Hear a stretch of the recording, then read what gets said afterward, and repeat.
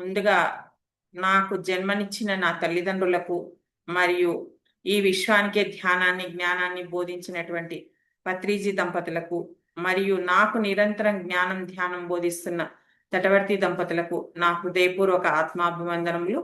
అలాగే జూమ్ నిర్వహిస్తున్న సునీతామోహన్ దంపతులకు, జూమ్లో ఉన్న మీ అందరికీ కూడా ధన్యవాదములు. ఈరోజు మనం తెలుసుకోబోయే అంశం ఏమిటి అంటే కబీర్ గారి సందేశం. కబీర్ సందేశం అన్నమాట. ఏంటి ఆ సందేశం అంటే, ఆత్మానుభవం పొందితే సంతోష విషాదాలు ఉండవు. ఆత్మానుభవం పొందితే సంతోష విషాదాలు ఉండవు. వాదోపవాదాలు వదిలిపెట్టి చిత్రంలోని దీపంలా స్థిరంగా ఉంటుంది. వాదోపవాదాలు వదిలిపెట్టి చిత్రంలోని దీపంలా స్థిరంగా ఉంటుంది. ఇది కబీర్ గారి సందేశము. దీని గురించి మనం కొంత వివరణ తీసుకుందాం. ఏంటి అంటే, ఇది కబీర్ మహాశయుని ఈ సందేశం ఏంటి, అత్యంత లోతైన ఆధ్యాత్మిక సత్యాన్ని తెలియచేస్తుందన్నమాట. ఆత్మానుభవం పొందిన వారికి సుఖ దుఃఖాలనేవి ఉండవు, వాదోపవాదాలనేవి తగ్గిపోతాయి. చిత్రంలో దీపం ఎలా ఉంటుందో అలా స్థిరత్వం అనేది వస్తుంది అనే ఈ భావం కేవలం తత్వశాస్త్రం కాదు, అది జీవించిన అనుభవం కూడా అన్నమాట. ధ్యాన మార్గంలో నడిచే వారికి ఇది ఒక గొప్ప మార్గదర్శకం. మరి ఇంతకు ఆత్మానుభవం అంటే ఏమిటి అనేది తెలుసుకుందాం. మనిషి సాధారణంగా ఏమనుకుంటాడు, తనను శరీరంగా, మనసుగా, భావోద్వేగాలుగా భావిస్తాడు. శరీరంగా, మనసుగా, భావోద్వేగాలుగా భావిస్తాడు. చూడండి, ఎవరైనా ప్రశంసిస్తే సంతోషపడతాడు, మళ్ళీ ఎవరైనా విమర్శించాడనుకోండి బాధపడతాడు. మరి ఇవన్నీ ఎక్కడ జరుగుతాయి అంటే మనసులోనే జరుగుతాయి. మనసు ఉండడం వల్లే కదా ఇవన్నీ మనసులోనే జరుగుతుంటాయి. కానీ ఆత్మ అనేది ఈ మార్పులకు అతీతమైన సాక్షి. ఆత్మ అనేది ఈ మార్పులకు అతీతమైన సాక్షి. ధ్యానం ద్వారానే మనిషి తన నిజస్వరూపాన్ని తెలుసుకుంటాడు. ఆ స్థితియే ఆత్మానుభవం. ఒక ధ్యానం ద్వారానే తన నిజస్వరూపాన్ని తెలుసుకోగలుగుతాడు ఈ మానవుడు. ఇక దేని వల్ల కూడా సాధ్యం కాదంటే కాదు అన్నమాట. ఎప్పుడైతే తెలుసుకుంటాడో ఆ స్థితియే ఆత్మానుభవం అని అంటారనమాట. ఇక ధ్యానులు మొట్టమొదట తెలుసుకోవలసిన ఈ విషయం ఏమిటి అంటే, నేను ఎవరు అనేది. నేను ఎవరు అనేది అంటే, చూడండి, శరీరం మారుతూ ఉంటుంది. మనకందరికీ తెలుసు, పుట్టినప్పుడు చిన్న శిశువుగా ఉంటాడు, తర్వాత బాలుడిగా, తర్వాత యవ్వనుడిగా, తర్వాత వృద్ధుడిగా ఇలా మారుతూ ఉంటాయి. ఇంకా ఆలోచనలు కూడా మారుతూ ఉంటాయి. ఇప్పుడు ఒక రకమైన ఆలోచన చేస్తాము అంటే ఇప్పుడు గతంగా ఆలోచించాము, తర్వాత భవిష్యత్తు గురించి ఆలోచిస్తాము, తర్వాత ఇంకా దేని గురించో ఆలోచిస్తూ ఉంటాము. ఇలా ఆలోచనలు కూడా మారుతుంటాయి. అలాగే భావాలు కూడా మారుతుంటాయి. ఒకరి మీద ఒక రకమైన అభిప్రాయం ఉంటుంది, ఇంకోసారి ఆ వారి మీదనే ఇంకో రకమైన భావం ఉంటుందన్నమాట. మరి వీటినన్నిటినీ గమనించే సాక్షి చైతన్యం మాత్రం మారదు. ఇవన్నీ మారుతుంటాయి, కానీ మారంది ఏంది అంటే ఆత్మ. ఏదైతే గమనిస్తూ ఉందో, ఏదైతే సాక్షి చైతన్యం ఉందో అదే ఆత్మ అన్నమాట. ఈ స్థితి పొందినవాడు, ఆత్మానుభవం పొందినవాడు, చూడండి, బయట జరిగే అంటే బాహ్య ప్రపంచంలో జరిగే సంఘటనలకు అస్సలు స్పందించడు. ఎందుకు అంటే వాటికి అన్ని తెలుసు కాబట్టి. ఇప్పుడు చూడండి, సముద్రంలో అలలు ఎగిసి ఎగిసి పడుతుంటాయి పైన, కానీ సముద్రం లోపల లోతుల్లోకి గనక మనం చూస్తే ప్రశాంతంగా ఉంటుందన్నమాట. అలాగే ఆత్మజ్ఞాని కూడా ప్రశాంతంగా ఉంటాడు. బాహ్య ప్రపంచంలో ఎన్ని జరిగినా, ఏవి జరిగినా వాటి గురించి పట్టించుకోడు. అలాగే సుఖ దుఃఖాలకు అతీతమైన స్థితి. ఇక్కడ చెప్పాడు కదా, సంతోష విషాదాలు ఉండవు అని. అలా అదే అన్నమాట. సాధారణ జీవితంలో అంటే ఈ భౌతిక ప్రపంచంలో ఎలా ఉంటుంది మనిషి జీవితం? ఎప్పుడు ద్వంద్వాలతో నిండి ఉంటుంది. అంటే లాభ నష్టాలు అనుకోండి, కష్ట నష్టాలు అనుకోండి, జయ అపజయాలనుకోండి, గౌరవం అవమానాలు, ఇవన్నిటితో నిండి ఉంటుంది. చూడండి, మనసు కూడా ఎప్పుడు ఒకదానికి ఆనందపడుతుంది, వెంటనే ఇంకో దానికి బాధపడుతుంది. ఇలా ఉంటాయి. కానీ ఎవరికైతే ఆత్మానుభవం వచ్చి పొందుతాడో ఆ మనిషి ఏం తెలుసుకుంటాడు? ఇవన్నీ కూడా తాత్కాలిక అనుభవాలు మాత్రమే అని తెలుసుకుంటాడు. ఏవి వచ్చినా కూడా, లాభం వచ్చినా నష్టం వచ్చినా, జయం కలిగినా అపజయం కలిగినా, ఇవన్నీ కూడా ఏంటి? తాత్కాలికమే. ఏంటి అసలైనది? ఆత్మానుభవమే. అంటే ఆత్మను పొందడమే అసలైనది, సత్యం తెలుసుకోవడమే అసలైనది అన్నమాట. ఇంకా చూడండి, ధ్యానంలో కూర్చున్నప్పుడు కూడా మనకు ఎన్నో భావాలు వస్తుంటాయి. కొన్నిసార్లు ఆనందం కలుగుతుంది, కొన్నిసార్లు కోపం వస్తుంది, కొన్నిసార్లు విసుగొస్తుంది. ఇలా కలుగుతూ ఉంటాయి. కానీ ఇవన్నీ కూడా ఒక ఆత్మజ్ఞాని వాటిని పట్టించుకోకుండా కేవలం గమనించడం నేర్చుకుంటాడు.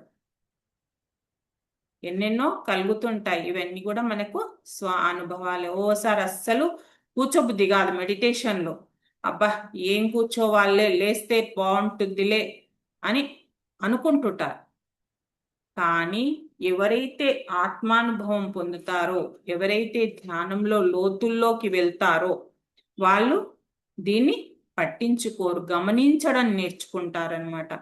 ఓహో, ఇలా కలుగుతుంది అనేది చూస్తూ ఉంటారనమాట. ఎప్పుడైతే ఈ గమనించే స్థితి మనకు పెరుగుతుందో ఇక భావోద్వేగాలు అనేది మనపై ప్రభావం చూపించవు. మనం ఎప్పుడైతే గమనించే స్థితికి చేరుకుంటామో వచ్చే ప్రతిది కూడా, కోపం వస్తుంది దాన్ని గమనించాలి, సంతోషం వస్తుంది దాన్ని గమనించాలి, ఆలోచనలు వస్తున్నాయి అంటే ఈ ఆలోచన సరి అయినదా సరికానిదా, అవసరం ఉన్నదా చూడాలి, అవసరం లేదు దీంతో అవసరం లేదు, మనకు అవసరం ఉంటేనే దాని గురించి ఆలోచించాలి. ఇవన్నీ మనకు గమనించే స్థితి పెరిగినప్పుడు భావోద్వేగాలు అనేది మన మీద ప్రభావం కోల్పోతాయి అన్నమాట. చూడండి, ఆకాశంలో మేఘాలు వస్తూ ఉంటాయి, పోతూ ఉంటాయి, మనం చూస్తూనే ఉంటాం. కానీ ఆకాశం ఏమైనా మారుతుందా అంటే అస్సలు మారదు. అలాగే మన మనసులో కూడా భావాలు వస్తూ ఉంటాయి, పోతూ ఉంటాయి. మరి ఆత్మ మారుతుందా అంటే మారదు. అదేంటి? ప్రశాంతంగా ఉంటుందన్నమాట. ఇక వాదోపవాదాలు వదిలిపెట్టాలి అని ఉంది కదా, అది వాదోపవాదాలు ఎందుకు తగ్గిపోతాయి? ఆత్మానుభవం పొందినప్పుడు వాదోపవాదాలు ఎందుకు తగ్గిపోతాయి? చూడండి, మనిషికి అహంకారం ఉన్నంత వరకు ఈ వాదనలు అనేది ఉంటాయి. అంతే కదా, అహంకారం ఉన్నప్పుడే నేనా నువ్వా నేను నేను అన్నట్టు ఉంటుంది. చూడండి, నేనే సరైన వాడిని, నేనే అన్ని కరెక్ట్గా చేస్తాను, నాదే గొప్ప, ఇలాంటివన్నీ ఉంటాయి. ఇవన్నీ ఉండడం వల్ల మనిషిని వాదనల వైపు నెట్టుతుందన్నమాట. అహంకారం ఎప్పుడు ఉంటుందో అప్పుడు అన్నిటికీ నావే కరెక్టు అనే భావన వాళ్ళకు ఉండడం వల్ల వాదనలోకి దిగుతారనమాట. కానీ ఎవరికైతే ఆత్మానుభవం వచ్చి ఉంటుందో అతను ఏం తెలుసుకుంటాడంటే నా అభిప్రాయం కంటే సత్యం ముఖ్యమైనది అనేది తెలుసుకుంటాడు. నా అభిప్రాయం కంటే సత్యము ముఖ్యమైనదని తెలుసుకుంటాడు. సత్యాన్ని ముఖ్యంగా చూస్తాడనమాట. ఇంకొక విషయం, ధ్యానులు ఈ విషయం బాగా తెలుసుకోవాలి. ఏంటి అంటే ఆధ్యాత్మిక మార్గంలోకి వచ్చిన తర్వాత కూడా కొంతమంది ఎలా ఉంటారంటే సిద్ధాంతాల మీద గొడవ పడుతూ ఉంటారు. కానీ నిజమైన జ్ఞాని ఎవరైతే ఆత్మానుభవం పొంది ఉంటారో, ఎవరైతే ఆత్మజ్ఞానం పొంది ఉంటారో ఆ జ్ఞాని మాత్రం ఏమనుకుంటాడంటే మాటలలో సత్యాన్ని పూర్తిగా చెప్పలేము. చెప్పగలమా? మాటలలో అస్సలు చెప్పలేం. అనుభవమే అసలైన జ్ఞానం. ఎవరైతే స్వ అనుభవం ద్వారా పొందుతారో అదే అసలైన జ్ఞానం. నువ్వు ఎంత మాటల ద్వారా చెప్పినా అది తక్కువే. ఎవరైతే స్వ అనుభవంగా పొందుతారో అదే అసలైన జ్ఞానమట. కబీర్ మహాశయుడు ఏం చెప్తున్నాడంటే దేవుడి గురించి వాదించడం కంటే మనలోని నిశ్శబ్దాన్ని తెలుసుకోవడమే ముఖ్యము. ఏంటి? దేవుడి గురించి వాదనలు పెట్టుకుంటారు కదా, మా దేవుడు గొప్ప, మీ దేవుడు గొప్ప, ఇది అట్లా అని పెట్టుకుంటుంటారు కదా. దానికంటే కూడా మనలో ఉన్న నిశ్శబ్దాన్ని గ్రహించడమే, తెలుసుకోవడమే ముఖ్యమని చెప్పాడు. అందుకే ఆత్మజ్ఞాని అంటే జ్ఞానం పొందిన ఆత్మజ్ఞాని తక్కువగా మాట్లాడుతాడు, ఎక్కువగా గమనిస్తాడు. మనం కూడా ఈ ధ్యాన మార్గంలోకి వచ్చాక చాలా తగ్గాయి కదా మాటలు, ఎంతో మందికి తగ్గాయి. ఎందుకంటే అవసరం లేదు. ఏమనుకుంటున్నాం ఇప్పుడు? కర్మల వల్ల మాటల వల్ల కర్మలు, కర్మల వల్ల జన్మలు. అవసరం లేదు, అన్ని చూసి తెలుసుకోవాలి అంతే, అంతలోనే ఉంటున్నాం అన్నమాట. అందుకే చాలా తక్కువగా మాట్లాడతారు, చాలా ఎక్కువగా గమనిస్తారు. పత్రిగారు కూడా అదే చెప్పడం జరిగింది. ఎక్కువగా వినాలి, తక్కువగా మాట్లాడాలి అని. ఇక చిత్రంలోని దీపంలా స్థిరంగా ఉండడం, దీని గురించి తెలుసుకుందాం. మనకు కబీర్ మహాశయుడు ఇచ్చిన చిత్రంలో దీపం అనే ఉపమానము చాలా చాలా అద్భుతమైన ఉపమానం అన్నమాట. చూడండి, గోడపైన వేసిన చిత్రం లేదా ఎక్కడైనా ఒక దాని మీద వేసిన చిత్రము ఎలా ఉంటుంది అంటే కదులుతుందా అంటే కదలదు. గాలి ప్రభావం అనేది ఉండదు. గాలి వస్తే ఆ దీపం ఏమన్నా కదులుతుందా? అస్సలు కదలదు. ఎలా ఉంటుంది? స్థిరంగా ఉంటుంది. అది ఎలా ఉండాలో అలాగే ఉంటుంది. అదే విధంగా ఆత్మజ్ఞాని మనసు కూడా బయటి పరిస్థితులకు చెలించదు. ఎంత చక్కగా పోల్చాడు చూడండి కబీర్ మహాశయుడు. చిత్రంలో దీపంతో ఆత్మజ్ఞాని యొక్క మనసును పోల్చడం జరిగింది. ఎన్ని వచ్చినా కూడా ఆ చిత్రంలో ఆ దీపం ఎలా ఉంటుందో అలాగే ఆత్మజ్ఞాని మనసు కూడా స్థిరంగా ఉంటుందన్నమాట. చూడండి, సాధారణంగా మన మనస్సు అంటే భౌతిక ప్రపంచంలో జీవించే వాళ్ళది ఎలా ఉంటుంది? గాలిలో ఊగే దీపంలా ఉంటుంది. గాలికి రెపరెపలాడుతుంది కదా దీపం. అలాగే మన మనసు కూడా, అంటే ఈ ధ్యాన మార్గంలోకి రానంత వరకు మన మనసు కూడా అలాగే ఉంటుంది. చిన్న మాటకే కోపాలు రావడం, చిన్న సంఘటనలకే చెలించడం, భయపడడం, ఇవన్నీ ఉంటాయి. కానీ ఎప్పుడైతే ధ్యానం చేస్తామో అప్పుడు మన మనస్సు స్థిరపడుతుంది. ధ్యాన మార్గంలోకి వచ్చాక తెలుస్తుంది ఇవన్నీ కూడా వచ్చిపోయేటివే అని. మరి చూడండి, ధ్యానం ద్వారా స్థిరత్వం ఎలా వస్తుంది, దీని గురించి తెలుసుకుందాం. ఏంటి అంటే ధ్యానం అనేది ఆలోచనలను బలవంతంగా ఆపడం కాదు. ఆలోచనలు ధ్యానం చేస్తున్నప్పుడు వస్తున్న ఆలోచనలు బలవంతంగా ఆపడం కాదు. మరి ఏం చేయాలి? వాటిని గమనించడం నేర్చుకోవాలి. వాటిని గమనిస్తూ ఉండాలి. గమనించడం ద్వారా ఏమవుతుంది అంటే మనసు ప్రశాంతంగా మారుతుంది. నెమ్మది నెమ్మదిగా ప్రశాంతత అనేది వస్తుందన్నమాట. ధ్యాన మార్గంలోకి వచ్చిన ధ్యానులు ఈ 3 విషయాలను గమనించాలి. ఏంటి అంటే శరీరం పైన అవగాహన అనే ఒకటి, మనసు గమనించడం అనేది ఇంకొకటి, సాక్షి భావ స్థితి అనేది ఇంకొకటి. ఈ 3 గురించి కొంచెం తెలుసుకుందాం. శరీరంపై అవగాహన అంటే ఏం చేయాలి? శ్వాసను గమనించడం, ఇంకా శరీరాన్ని రిలాక్స్గా ఉంచుకోవడం అన్నమాట. ఇక మనసును గమనించడం. మనసు ఏంటి? మనసులో వచ్చే ఆలోచనలను అడ్డుకోకుండా గమనిస్తూ ఉండాలి. సాక్షి భావస్థితి, మనకి ఏదైనా ఆలోచనలు రాని, ఏది రాని సాక్షిగా గమనించాలి. నేను ఈ ఆలోచనలు కాదు, మరి ఏంటి?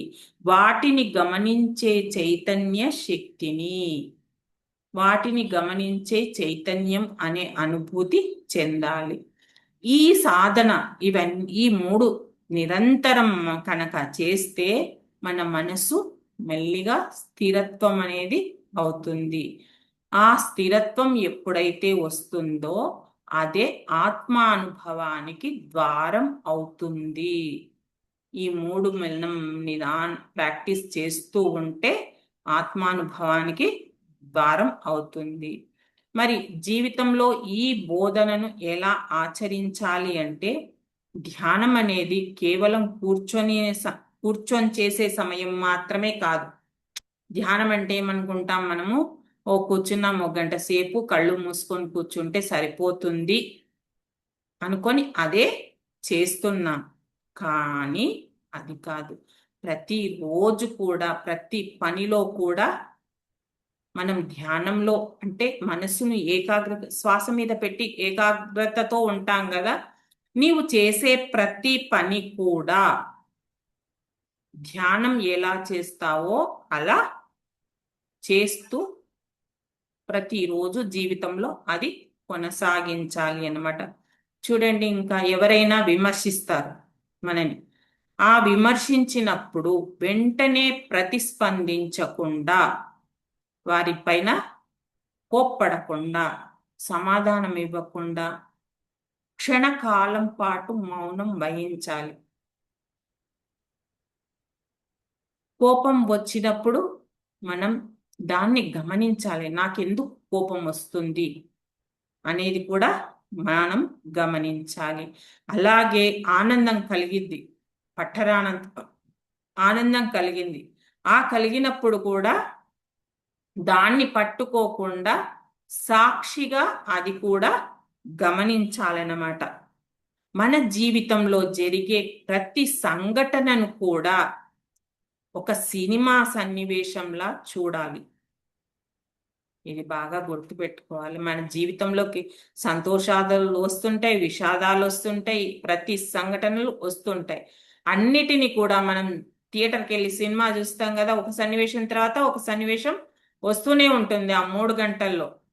ఆ సినిమాను ఎలా చూస్తామో మన జీవితంలో జరిగే సంఘటనలు కూడా ఒక సినిమా లాగా చూడగలిగే శక్తి రావాలి.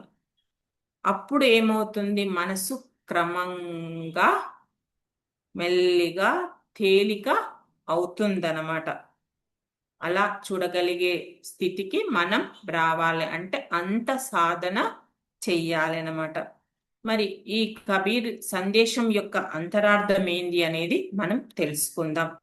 కబీర్ మహాశయుని బోధలో ప్రధాన విషయం ఏమిటంటే సత్యం బయట కాదు, మరెక్కడుంది? మనలోనే ఉంది. దానిని తెలుసుకోవడానికి ఏంటి అంటే మనసు ప్రశాంతం కావాలి. అదే కదా ధ్యానంలో మనం తెలుసుకునేది, ఆత్మ మనలోనే ఉంది అనేది తెలుసుకోవాలి. అది తెలుసుకోవాలంటే మన మనస్సు ప్రశాంతం కావాలి. ఇక వాదనలు, అహంకారం, భావోద్వేగ అలజడులు తగ్గినప్పుడు మన అంతరంగంలో ఉన్న ఆ నిశ్శబ్ద చైతన్యం ప్రత్యక్షం అవుతుంది. అది తెలుసుకోవాలంటే ఇవన్నీ తగ్గాలి. వాదనలు, నువ్వా నేనా అనే వాదన ఉండొద్దు, అహంకారం నేనే అనేది ఉండకూడదు, భావోద్వేగాలు ఉండకూడదు, ఏవి ఉండకుండా ఉన్నప్పుడు మన అంతరంగంలో ఉన్న ఆ నిశ్శబ్ద చైతన్యం అంటే ఆత్మను మనం ప్రత్యక్షం చేసుకోగలుగుతామన్నమాట. అలాంటి స్థితి వచ్చినప్పుడు ఏ వ్యక్తి కూడా ఎవ్వరిని ద్వేషించడు. ఇంకా అన్నిట నువ్వు నేను అంతా ఒకటే అనుకున్నప్పుడు ద్వేషిస్తాడా? ద్వేషించడనమాట. దేనితోనూ పోటీ పడడు, ఎవ్వరితో పోటీ పడడు. అతని జీవితం ఎలా ఉంటుందంటే ఒక ప్రవాహంలా అనిపిస్తుంది. సుఖం వచ్చినా ప్రశాంతంగా ఉంటాడు, దుఃఖం వచ్చినా ప్రశాంతంగా ఉంటాడు. ఏది వచ్చినా అతను చెలించడు. మనలో ఒక నిశ్చల దీపంలా ఉంటాడనమాట. బయట గాలులు ఎన్ని వీచినా అది ఆరదు కదా, అలాగే అతను కూడా ఉంటాడనమాట. మరి ఆ దీపం ఏంటి అంటే ఆ దీపమే ఆత్మ. ధ్యానం అంటే ఆ దీపాన్ని గుర్తించడమే. దేని ద్వారా గుర్తించగలుగుతామంటే ధ్యానం ద్వారానే గుర్తించగలుగుతామన్నమాట. ఆత్మానుభవం వచ్చినప్పుడు మనిషి వాదనలను దాటి, సుఖ దుఃఖాలను దాటి నిశ్శబ్ద ఆనందంలో నిలుస్తాడు. ఆత్మానుభవం పొందిన వ్యక్తి ఎలా ఉంటాడంటే వీటికన్నిటికీ కూడా అతీతంగా ఉంటాడు. అందుకనే మనం తీవ్రాతి తీవ్రంగా ధ్యాన సాధన చేసి ఆత్మానుభవం పొందితే కబీర్ మహాశయుడు చెప్పినట్టు మనం కూడా ఉండగలుగుతాం. ఓకే ఫ్రెండ్స్, మీ విలువైన సమయాన్ని ఇచ్చినందుకు మీ అందరికీ ధన్యవాదాలు. Thank you.